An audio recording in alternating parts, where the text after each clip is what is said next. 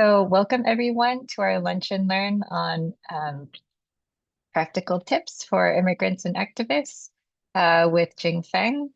We are happy to be able to offer this to our community today and to those who will watch it later.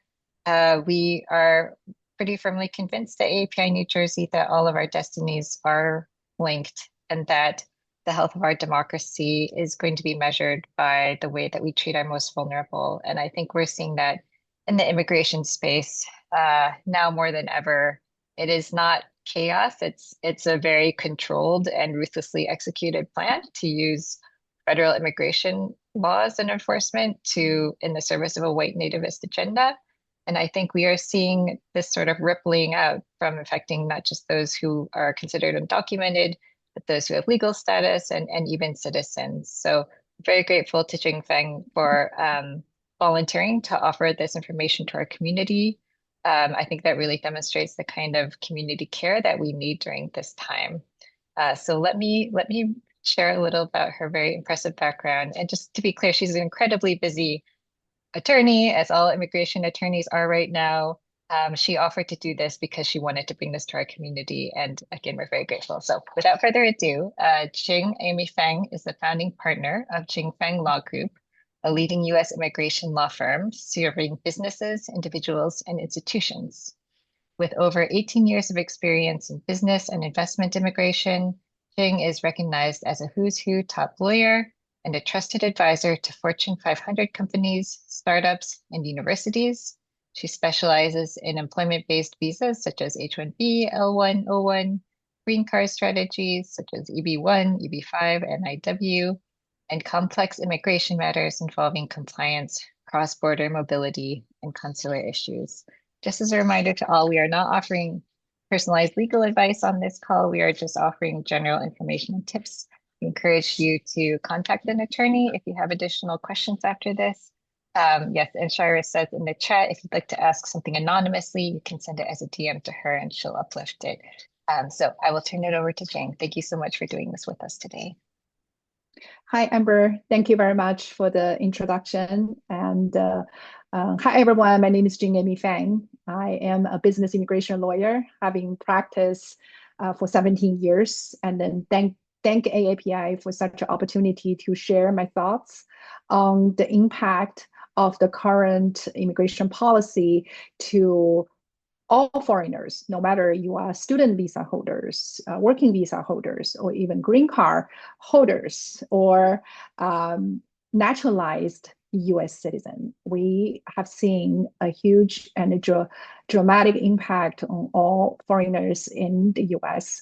I will update some important immigration news and my analysts and tips, and I will leave a few minutes for questions.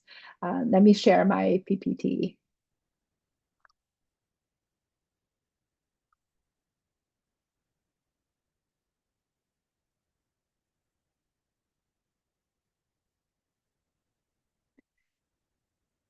So first of all, if you follow the news, you probably already know the big fight between the government with Harvard University. So let me just quickly recap what happened. On May 22nd, Department of Homeland Security banned Harvard's international student program and exchange scholar program, which means Harvard can no longer issue I-20 to international students and to exchange scholars. Within 24 hours, a district court judge has a TRO, which is temporary restraining order, to out this ban. So Harvard can issue student visa to international students. However, a week later, on June 4th, President Trump issued a proclamation bar foreign students from entering US. What does that mean? Which means the first bar is to bar Harvard from issuing US student visa to foreign students. And this was suspended by the judge. And later, the president issued another ban to say, okay, Even your students could have a visa, but I'm not going to let them enter the US. So that's the June 4th proclamation is about. And in June 6th, which is within 48 hours, the same judge had another TRO to suspend this entry bar. So right now, students holding Harvard student visa can enter the US. However, this TRO is only temporary. It's going to be decided whether this TRO could have a longer term on June 16th hearing. Harvard has worked actively to trying to amend this lawsuit to block the entire enforcement against the Harvard. So this is not just a lawsuit between the government with Harvard, because Harvard is the number one university in the US. And there are other universities all facing the same request from the government. And this lawsuit was initially triggered by government's request, ask Harvard to share all foreign students' profile information with the government, and also ask Harvard to change its curriculum so it can comply with the ideology held by the current government, which Harvard said no. So this is a very important and had fundamental influence to all other higher education institutions. So we are closely monitor this action to see how Harvard could fight with the government and what's the outcome of it. And once this lawsuit, the whole fight started, around 80 higher education institution has sent support to Harvard, and that's the current status of the case. So I just want to share some numbers about how many international students will come to the US and how much revenue those international students will generate for the US. So we have 1.13 million international students enter the US higher educational system every year. And they are going to bring 44 billion revenue to the US in terms of tuition, living expenses, housing. So that's the number, and that's the revenue those international students will bring. And this lawsuit actually sending a chilling effect to the international students community. Those families are reconsider whether it's safe to send their kids to the US to accept a higher education, whether the policy in terms of immigration is stable. So that's how concerned the international students communities are. May 28th, Marco Rubio sent a Twitter and also a press release says the Department of State is going to aggressively revoke Chinese student visa if those students linked with Chinese Communist Party or in critical fields. It refused to define what kind of link would qualify for the revocation, because it says we want the maximum flexibility to take the action. So you could define it in a really strict bar or in a really low bar. Whether your parents are CCP members or whether your parents should be the key personnel of the CCP member, we don't know, because it refused to give out detailed connection. But we're very clear about the policy because for critical field, pretty much all STEM major are considered critical field. And we know Chinese students, the majority of them are coming here for STEM major study. And it's sending a huge student anxiety in the Chinese students community. And those families and the students, they don't know what to do. Because if you are going to aggressively revoke student visa for those students already entered the US, should they leave? Should they continue study? Should they be put in the deportation process? So the law actually, this is how how to understand the legal consequence of the student visa revocation. Student visa is just a permission for you to enter the US.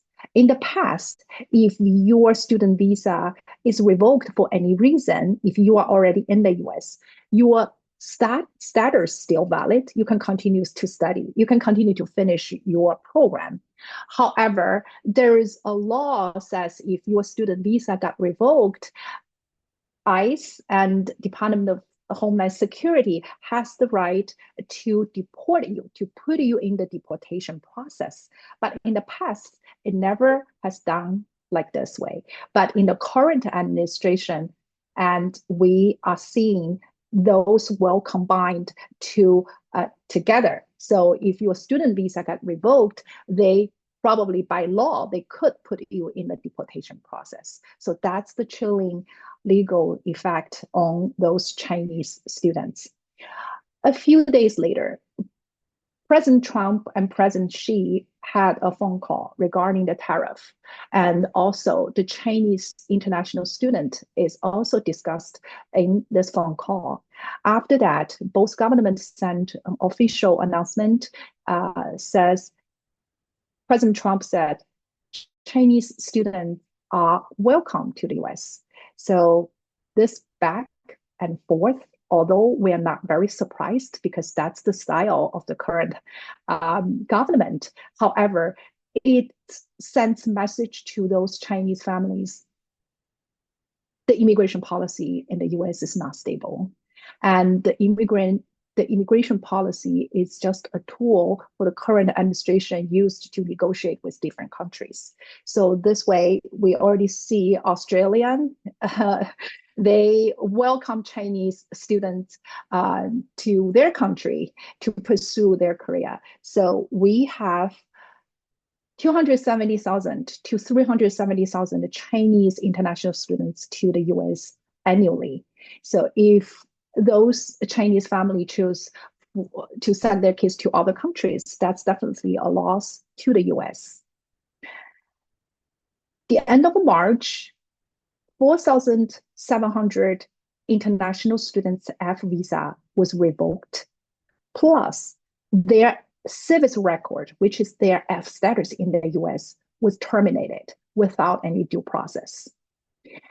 And after this, more than 100 lawsuits filed against Department of Homeland Security and ICE for not following the due process of terminate those students' F status.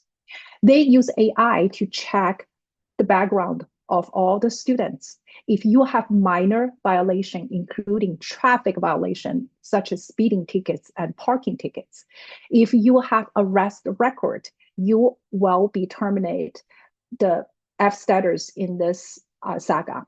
So 4,700 foreign students were terminated of their civis records. They didn't know what to do. Some of them already left the US as instructed by the notice. Some stay and fight. After more than 100 lawsuits filed against the government, one was represented by CALDA, a non-profit organization. They represent those students without any fee. They're doing pro bono. And this lawsuit won a national injunction to cover all affected students that ICE has to resume their F status, and ICE should not revoke any more F status without due process, and ICE should not deport or arrest those students. So this injunction covers all the students, even you are not one of the plaintiffs of the case. So this is a huge win for the students. However, the whole action says the current government, they are abusing their power to arbitrarily terminate student visa and terminate their valid status without due process. So that's the action, the recent action they took against student. For the universities, what they should do for foreign students, if you are currently in the US, what should you do? We suggest stay calm. Don't do dramatic change or don't take action right after a new policy or a new tweet or a new press release comes out. Because after 5 months of observation of current government, you will know things will change dramatically right after it. We either have a lawsuit or the administration will change their position based on some new development with some country. So we have seen a lot of students, they depart from the US because they receive a F visa revocation or a service record termination, and they are facing the situation. It's so difficult for them to get a new visa come back. For the students, they stayed, they fight, and they already win the lawsuit, and their status got resumed. So that's the one tips I want to share is don't take action dramatically. When Marco Rubio's statement about aggressively revoke Chinese student visa if they're in critical field, I was approached by a lot of parents to say, hey, should I change my kid's major to make it not in the critical field? And should I do this? Should I do that? I was like, stay calm, just wait a few days, maybe not even a 1 week, things will change. And this is what happened. Once he talked to she, and this policy probably will be losing up and will change. So that's the tips I want to share is don't take drastic or sudden action right after a new policy comes out. Second, always comply with your status. For F status holders, go to the school. You are full-time F students. You have to take all the classes and then go with your schedule. Don't violate your school's law and don't violate local law. Don't speed. And if you have argument with somebody and stay calm, because when boyfriend and girlfriend had a fight and when the neighbor report to the police, police will come and then you will have arrest record that will affect your status. So I suggest international students, you all follow the law. Don't trigger any contact with government or with police. And very, very careful with your social media. The current administration is doing social media venting. Anybody who posts any opinion that's not happy with the current administration, you probably will be the target of revoking your status or revoking your visa. So that's my suggestion for to all the foreign students. Working visa. Currently, on the news, on the immigration policy, we haven't seen that much about working visa. But in practice, we already sense the working visa is next target.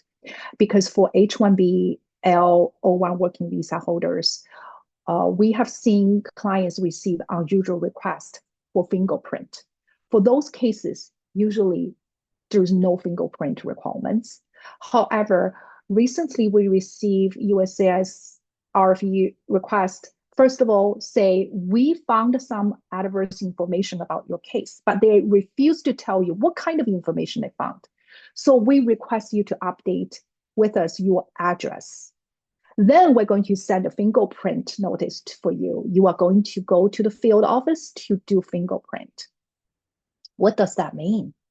Because of the whole ICE detain people outside of immigration court, outside of the immigration field office, for those legal status holder, working visa holder, they worry about their case. What if you ask me to do fingerprint and I actually go? Am I going to be detained by ICE? Would that happen to me? So it caused definitely a lot of fear in the community. And I suggest if you receive this kind of request, to talk to your lawyer. Tell them your background, tell them your visa history to see if there is anything could trigger possible revocation of your visa or possible detain of you as a person. So usually if you have criminal record, if you have violation, if you have a fraud, you will be very careful if you want to answer that RFE, okay? So that's for H-1B, L, and O. We also see a 10043 ban impact working visa. So what is 10043 ban? This is the visa ban issued in Trump first term. He actually banned to issue student visa for students who are related to seven universities in China that related to Chinese military. So we call that seven military universities. So this ban has been kept valid and extended by Biden and now carried over to Trump the second term. And this is only banned to issue student visa, which is F, and a J visa, which is exchange scholar for those who have a relationship with the seven universities. However, we have seen working visa got RFE asking their relationship with those seven universities. So those band has been silently expanded to impact working visa. We haven't seen any official announcement, but we just have seen RFE notice from USCIS asking the relationship between the seven universities for working visa applications. So this is very alarming to us. And also we have seen more working visa on-site visit. So this is the visit by the US field officer to the working site, which is to the working visa sponsor's office. They're going to check if this person is working in this location and if all the employment related paperwork are compliance with your H-1B or O or L visa. They're going to interview the HR. They're going to interview the working visa beneficiary to see if their job title, job duty, if their pay is compliance with their working visa applications. They're going to check employment related documents, including your payroll, your LCA report, your I-9, to see if they're all in compliance with the regulation. So we will see a surge of such on-site visit. So if you are employers and you have sponsored working visa beneficiaries, you need to prepare for the on-site visit. So that's the current impact on working visa holders. And another one I wanted to share is for working visa holders, if you go overseas to apply for working visa, you're probably facing longer waiting period because they have conducted a very longer administrative background check for working visa applicants. For green card holders, a lot of foreigners, they ask, okay, if foreign visa holders are the target for the current administration, what about I have green cards and I'm permanent resident? Am I safer? For permanent residents, you don't need to go through the visa application processing. Probably the entry to the US will be much easier. However, we have seen at the port of entry, which is airport, when you enter the US, we have seen CBP send the green card holders to ICE to detain them. One of the very controversial case is a Dixon case. She entered Logan Airport in Boston in March, and she was detained by ICE because of a criminal record that's probably 20 years ago. So she has a criminal record. She got detained to ICE, and ICE initiate a deportation processing on her. And 3 months later, recently, I think it's last week, the judge already ruled she does not qualify for the deportation, so she was released. And after the release, she was interviewed by the press, and she said the detain processing was a hell. That's quote from her. And the detention center is very crowded, and they have a lot of people coming in, and she stayed there for 3 months, and then she was released. So for green card holders, my reminder is if you have criminal records, if you have something you think you need to be concerned, like fraud or misrepresentation when you apply for green card holders, you need to reconsider whether you will travel abroad. Another reminder is for green card holders, don't stay outside the US for more than 6 months. Because if you stay outside for more than 6 months, they have the right to consider you abandon your green card. So when you enter the US, probably you will be questioned and challenged of your intention to maintain your green card in the US. You probably need to prepare for documents to say, hey, I didn't give up my green card. I have an intention to come back to the US to stay to the US permanently. So that's actually like the challenge they place to the green card holder who stay outside of US for longer than 6 months.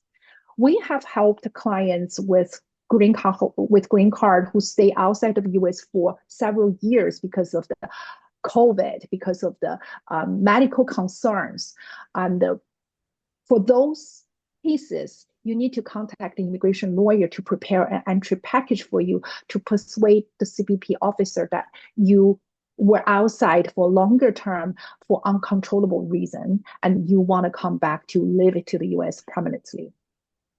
And they are also starting a fraud investigation for green card holders to see if when you start your green card application, if you hide anything, if you misrepresent your situation, which will put you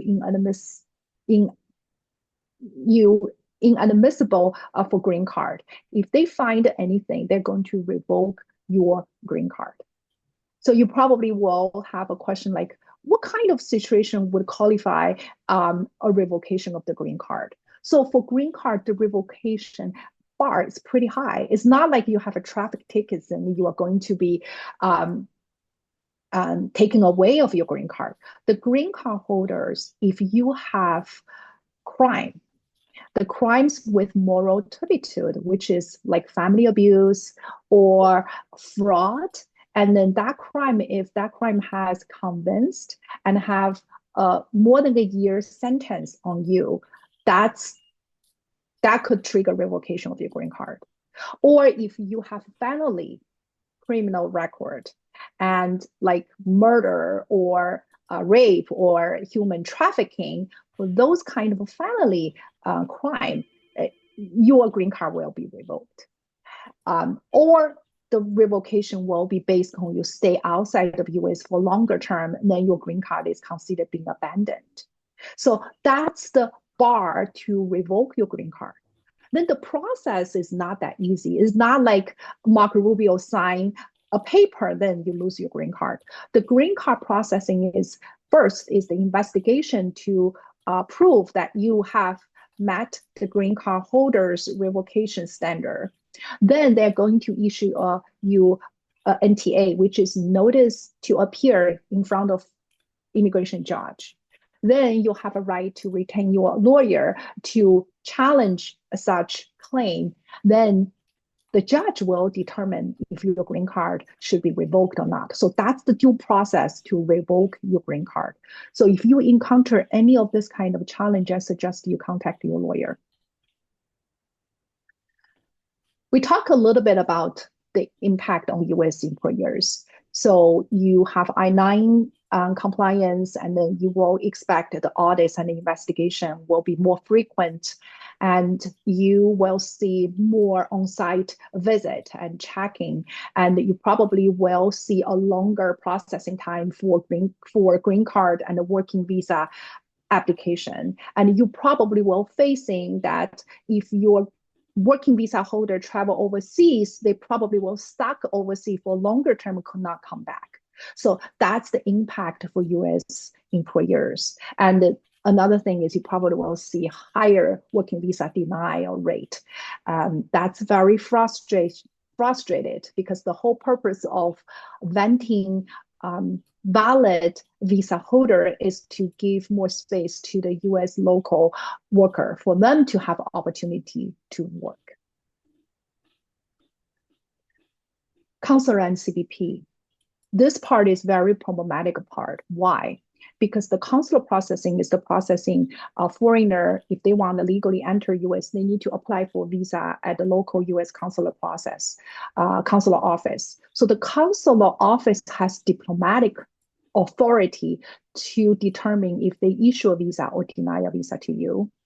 Because that's a diplomatic authority, so the jurisdiction processing rarely challenging it because they all respect you have diplomatic authority to issue a visa or revoke a visa. So that's why if you sue Department of State wrongly denied your visa, probably you're going to lose your lawsuit because that's their diplomatic authority. And then they have the right to do it. And then they even have the right to not telling you any reason, they just deny it.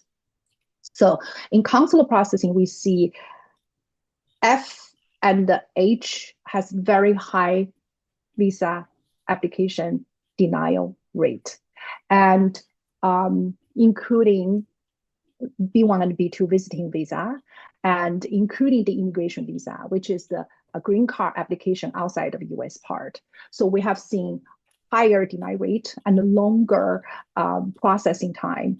The longest H1B processing time is 1 year already. So they put this case in a very long administration background check. And then this person already waited in China for a year. So as a US employer, nobody can wait for employee for a year to not being able to come back to work. But this is what happened.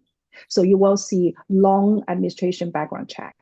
And also when you apply for F or H visa, it takes longer time because they need to check your social media posting to make sure you are not national security concern before they can process your visa. So you will see a social media checking and vetting processing happening in the visa application.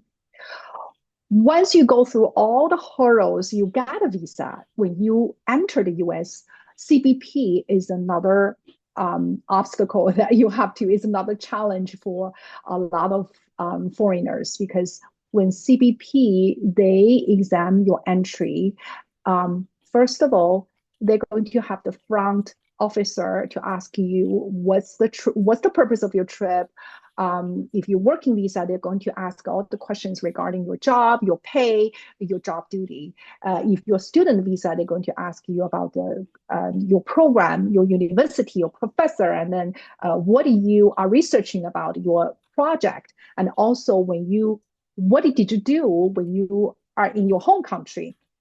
And if that front officer satisfied your answer, they're going to let you in. This part probably take 1 minute. But if that front officer feels like you need to be checked by the secondary, they're going to send you to the secondary inquiry, which more experienced officer will question you. And if that question part does not satisfy them, they're going to check your electronic device, like your phone, your computer, to find out more evidence to see, hey, if you lie about your past experience, if you lie about your employers, if you lie about your research project, if they find any clue, you are going to be put on an entry deny processing. For that entry deny processing, the best you could hope is voluntarily withdraw your entry admission you send back. This will not leave any negative remark under your name. But if you are not going to be lucky enough to have this kind of treatment, they're going to have a denial of entry under your name. The worst would be deny your entry plus revoke your visa plus 5-year bar, which means for 5 years, you cannot enter in any US quarter. So that's how aggressively CBP nowadays, they are doing the venting processing. And my advice would be avoid travel. especially if your record has a little bit of complication or even have criminal record. So consult with a lawyer if that's safe for you to travel. And for F student visa holder, especially Chinese students, I don't suggest you travel this summer because we have too many policies ongoing at the same time, and the policy change, very sudden change. And I also see a travel ban issued for 19 countries, not including China, but could be. It could be. It could coming out in near future. So I would not suggest student visa to travel. Um, legal and the strategies. What are we going to do? And nowadays, we feel like the judicial review is the final approach for get a comparatively fair treatment. If your visa got revoked, if your status was terminated, and if your green card got revoked. And for the social media part, why I say it also affects U.S. citizens because we have seen news about a U.S. citizen got questioned for hours by the CBP because he has a YouTube channel, and that channel is he has agreement. He has vocally expressed his disagreement with Trump policy. Because of that, he is a US citizen. He got questioned for hours at the CBP. Of course, eventually they would not deny a US citizen's entry to the US, but his phone got checked, his computer got checked, and he got questioned for hours. So that's like, even if you are a US citizen, you probably is not safe when you travel. You need to prepare for they checking your computer, they checking your device, and then they're going to check your social media posting. And like I said, overall, don't take sudden or drastic change or action if anything happens. And talk to the lawyer, stay calm, and wait and see if the policy would be changed or if any laws will come out. If you need to go absolutely you need to go travel overseas. You need to consult with a lawyer about the visa, how to do the visa application, how to enter CBP without any trouble.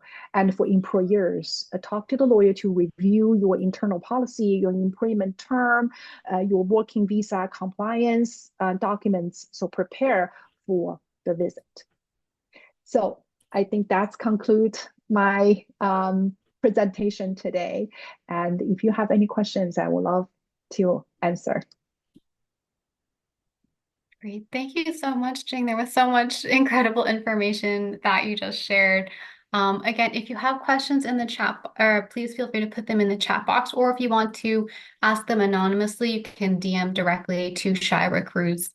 We do have a couple questions already that I would love to ask. So the first one is, do they have any criteria for misrepresentation on the green card application under the current administration? Okay, the very typical misrepresentation and fraud is in the marriage-based green card application. For example, if that's not a good faith marriage, if they found out, your green card will definitely be revoked. For the employment-based green card application, the revocation, the fraud is more broad.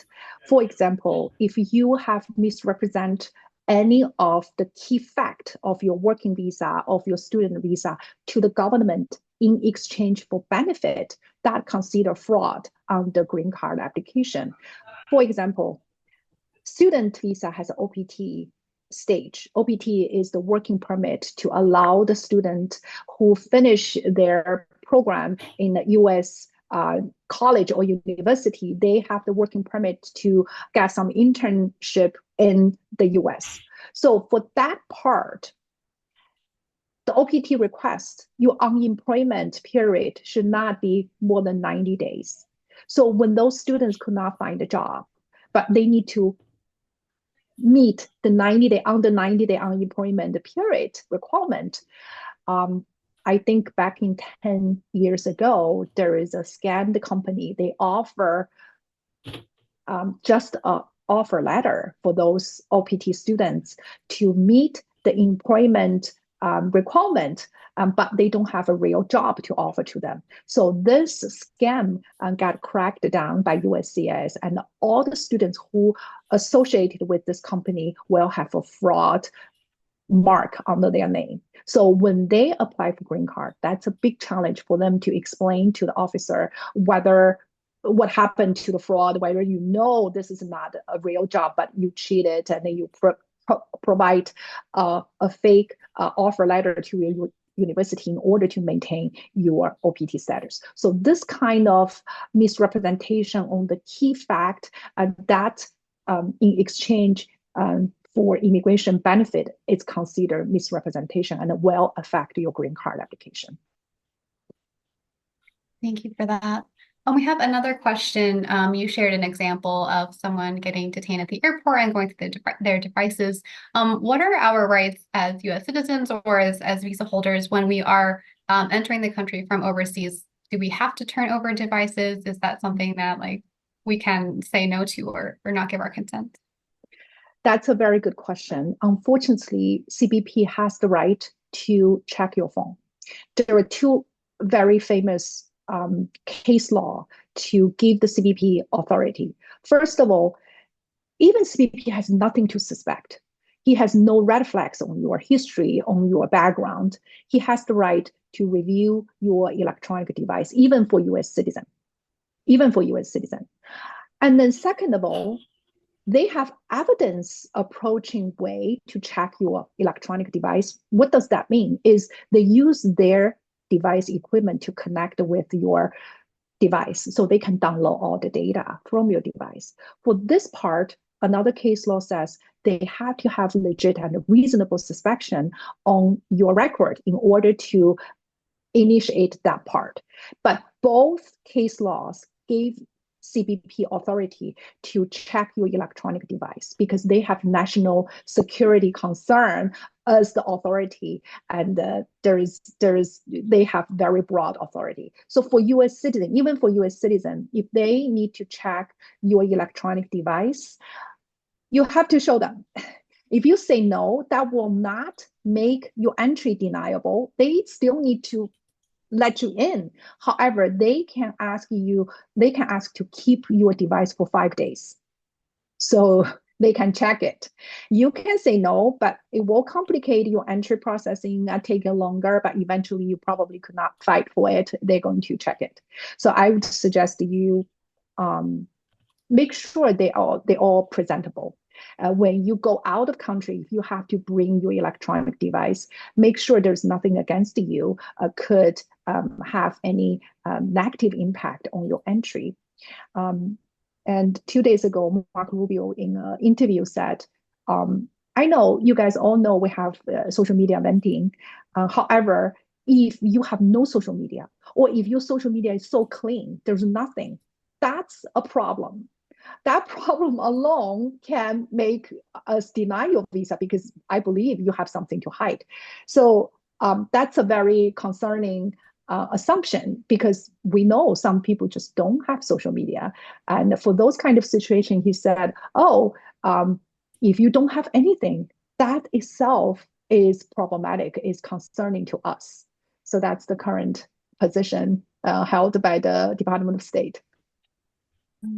The next question was about social media, so you did cover that in the response there. Those were all the questions that we'd received so far. Folks, if you have anything to ask, you can either use the raise hand feature, come off of chat and ask it, or you can drop it into the chat box.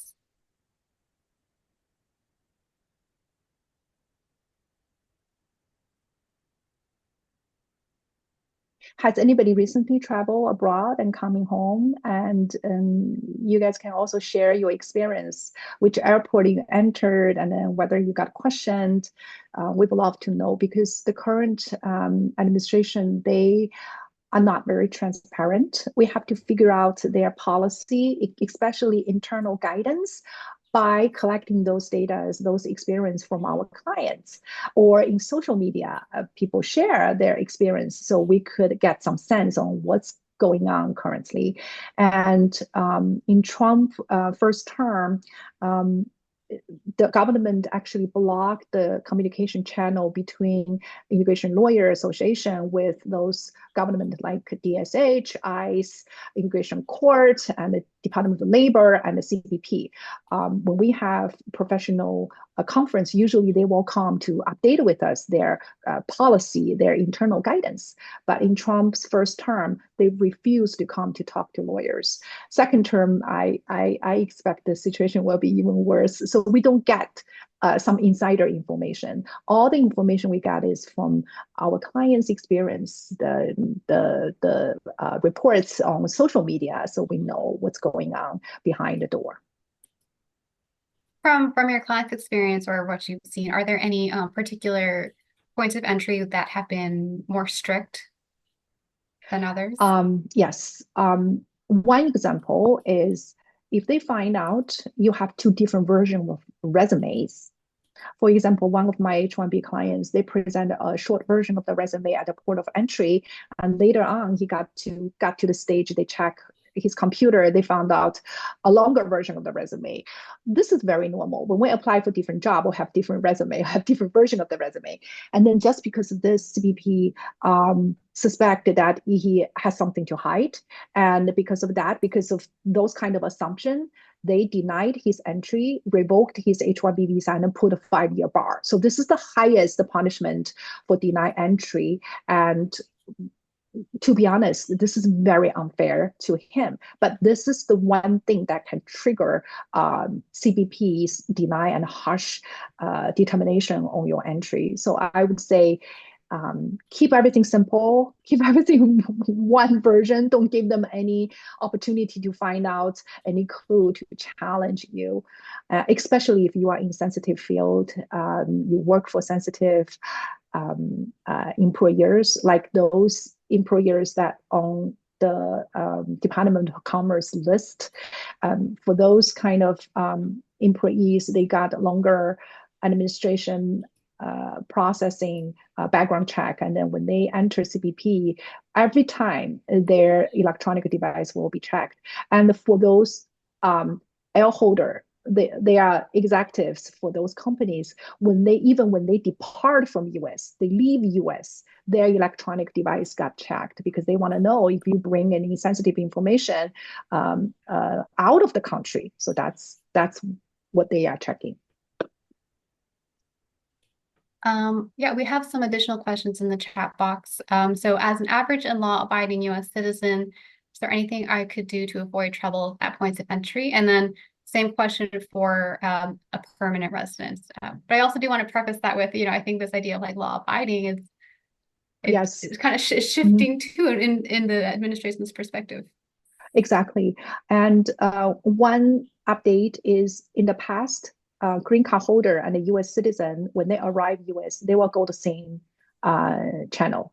And then foreign visa holder will go to another part. So US green card holder will be grouped with US citizen, they go the same channel. But now they're separate. US green card holder will go with the foreign visa holders, and the US citizen will go a different entry. So that's the recent update. That's actually echo Marco Rubio's belief that green card holder, you are not US citizen, you are guest. You are guest to the country. You are even you permanent. You have a permanent a residency of the country, but you are the guest. So this is one thing. And another tip is how we define. That's what confuses people a lot. So I would say you have to go extra mile to make sure you comply with all the laws. For example, people like to bring a lot of local stuff back to the US, like, oh, that's my childhood food, that's the memory, or that's the fruit I would love to bring back, or I have extra amount of the cash. So those kind of border policies will trigger you to extra check. So avoid that. Avoid unnecessary contact with those check and avoid any violation of the local rule.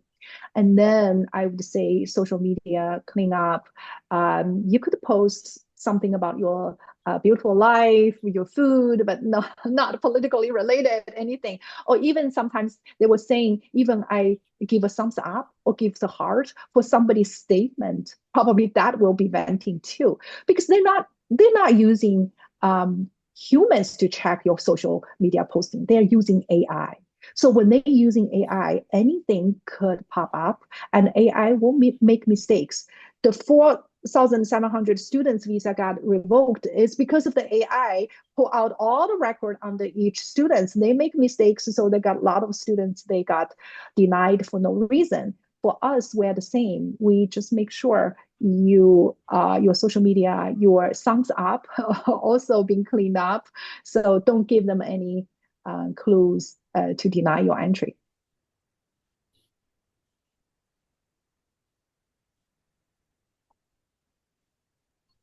But I don't want to cause any anxiety. Say, hey, don't travel. If you're very clean, if everything is it's good, and then you still feel free to travel if you're green card holders, if you are U.S. citizen. Okay, just prepare for the entry, prepare for answer the question calmly and confidently. Yeah. Thank you so much for all of this information. I'm not seeing any additional questions in the chat box or submit through Shira. So I think we'll wrap things up here. This was absolutely incredible. It was so informative. I learned so much, and I do have international travel coming up, so I'm glad we were able to squeeze this in before that. I do want to share we have some other upcoming events that are sort of in the same vein around sort of working with immigrant communities and immigrant rights. So on Tuesday, June 24th at noon, we're hosting a Take Action Tuesday. So during this event, we will go through a particular bill. In this case, it will be the Immigrant Trust Act.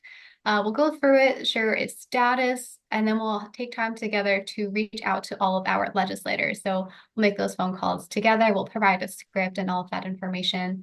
And then on June 26th, we're hosting another Lunch and Learn, Bridges Not Walls, Histories, Stories, and Strategies from the Front Lines of Anti-Detention Advocacy. That one will feature Brianna Nofil, a professor at William and Mary and author of The Migrants' Jail, as well as Amy Torres, the executive director of the New Jersey Alliance for Immigrant Justice. So thank you all for coming to today's event. Huge thank you to Jing for joining us and sharing all this information. And we hope to see the rest of you at some of the other webinars we're hosting throughout the month. Thank you. Thank you for the opportunity. Bye.